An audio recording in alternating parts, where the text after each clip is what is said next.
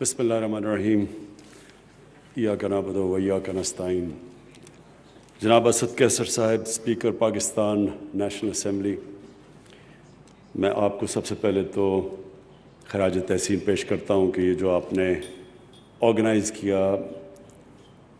ای سی او کے اسپیکرز کو اور پارلیمنٹیرینز کو جو آج آپ نے دعوت دیا، میں آپ کو مبارک دیتا ہوں۔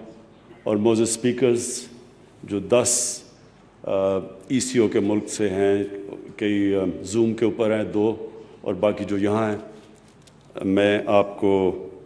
اور جو آپ کے ساتھ پارلیمنٹیرینز آئے ہیں، میں آپ سب کو پاکستان میں آنے کا خوش آمدید کہتا ہوں۔ پہلے تو مجھے بڑی خوشی ہوئی اسپیکر صاحب کہ آپ نے یہ جو اسلام آباد کا چارٹر سب نے سائن کیا اور جو منظور کیا، اس کے اوپر بھی میں سب کو خراج تحسین پیش کرتا ہوں، کیونکہ اس میں آپ نے کئی بڑی اہم باتیں کی۔ سب سے پہلے تو جو آپ نے کمیٹیز بنائیں جو انکریز کریں گی، ہماری امپروو کریں گی کنیکٹیوٹی ان 10 ممالک کے اندر، اس کے لیے میں آپ سب کو اپنی خوشی کا اظہار اس لیے کرنا چاہتا ہوں کہ دنیا میں ملک ترقی نہیں کرتے، ریجنز ترقی کرتی ہیں، اور یہ کتنی بڑی ریجن ہے۔ اور میں بھی غالباً ابھی میں نے سنا تھا، ابھی ہماری جو پیچھے بات ہو رہی تھی کہ میرے خیال میں ترکی کے اسپیکر نے یہ کہا کہ ہماری جو کمبائنڈ آبادی ہے وہ 45 کروڑ ہے۔ 45 کروڑ ایک بہت بڑی ایک ہیومینٹی کا نام ہے، جس میں بہت پوٹینشل ہے کہ اگر ہم اس اتنے نمبرز کو ہم صحیح معنی میں کنیکٹ کر لیں اور اپنی تجارت بڑھا لیں اور اپنے مسئلے حل کر لیں تو یہ ایک پورا پاور ہاؤس بن جاتا ہے۔ اور اس میں مختلف ممالک کی مختلف ایڈوانٹیجز ہیں، کسی چیز کی کسی میں کمپیریٹیو ایڈوانٹیج ہے، کئیوں کے پاس کسی قسم کے وسائل ہیں، کسی کے پاس ینگ پاپولیشن ہے، تو جب یہ کمبائن ہو اور 45 کروڑ لوگوں کی اگر ہم اس پوٹینشل کو ٹیپ کر لیں تو یہ سب کو فائدہ ہے۔ مجھے یاد ہے ہمارے سامنے، میں جب برطانیہ میں یونیورسٹی میں تھا تو یورپین یونین ہمارے سامنے بنی تھی، تو یورپین یونین کے جو بھی ممبرز جوائن کیے، دیکھتے دیکھتے سب کی سٹینڈرڈ آف لیونگ اوپر چلی گئی، کیونکہ جب بھی آپ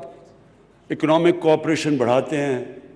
جب بھی آپ ریلیکس کرتے ہیں کسٹمز کے اندر، ایک دوسرے کی چیزوں کے اوپر رکاوٹیں کم کرتے ہیں، ڈیوٹیز کم ختم کرتے ہیں،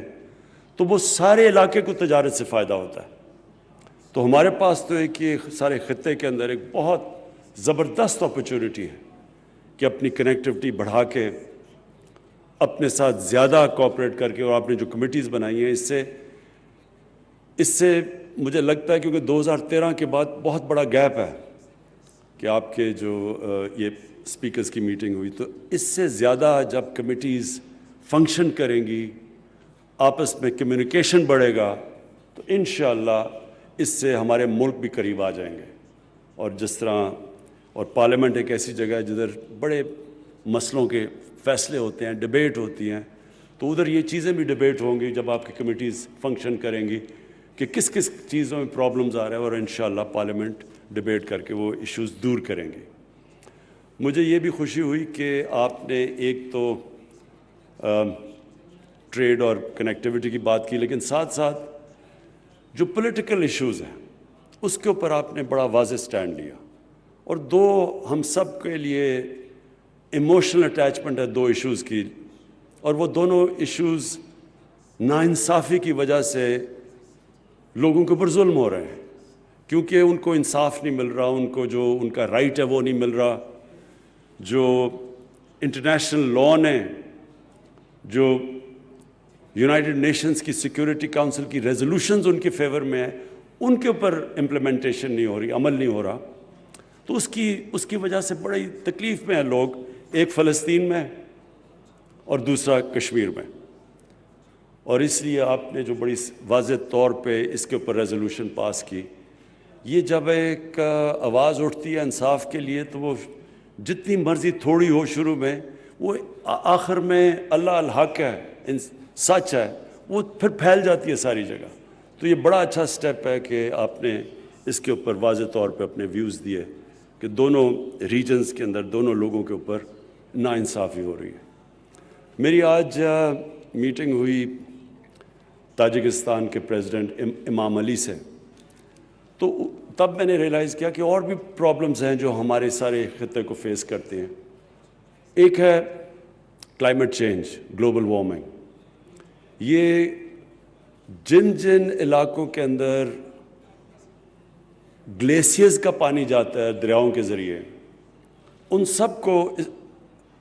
ایک خطرہ ہے کہ اگر اسی طرح ٹیمپریچر اوپر جاتا گیا تو ان کے جو آگے پانی کا مسئلے ہیں وہ بڑھتے جائیں گے. تو مجھے پتہ ہے یہ کہ ہمارا مسئلہ تاجکستان کا، کرگستان کا، ازبکستان کا، یہ آگے جا کے ان سب کو، قزاقستان، ان ساروں کو پرابلمز آئیں گے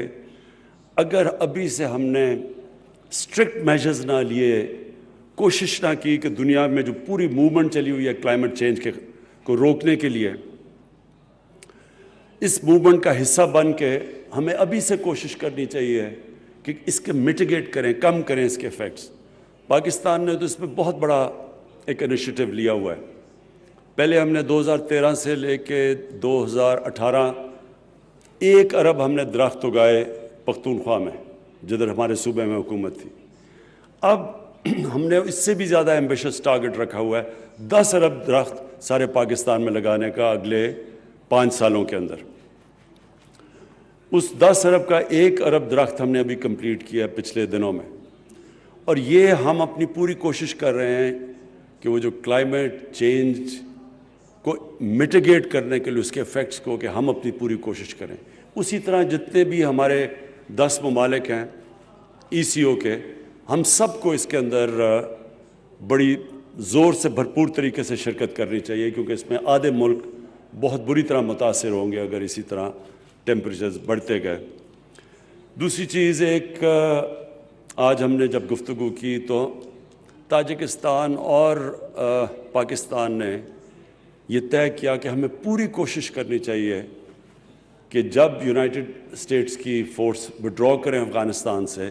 تو ہم پوری طرح اپنی کوشش کریں ایک پیسفل ٹرانزیشن کی، ایک پولیٹیکل سیٹلمنٹ کے لیے. کیونکہ یہ ہم سارے خطوں کو فرق پڑے گا اگر افغانستان میں وہ پیسفل سیٹلمنٹ نہ ہوئی اور انتشار ہوا. ہم سب افیکٹ ہوتے ہیں، کیونکہ جو اگلا دور ہے، جس طرح میں نے کہا، وہ ہے سارے ریجن کا ڈیولپ ہونے کا، اس کی کنیکٹیوٹی کا. اور اگر افغانستان میں حالات ٹھیک نہیں تو ہم سب متاثر ہوں گے اس سے. تو ہم سارے جو ECO کے ممالک ہیں، ہمیں سب پوری کوشش کرنی چاہیے، اپنی طرف سے زور لگانا چاہیے کہ یہ جو ٹرانزیشن ہے، یہ جو امریکن فورسز اور نیٹو افغانستان سے جا رہی ہیں، یہ ٹرانزیشن پیسفل ہو، پرامن ہو. وہ نہ ہو جو 1989 میں ہوا جب کہ سوویت یونین افغانستان سے نکلی، تو جو کیوس ہے وہ ہم سب جانتے ہیں. میں آخر میں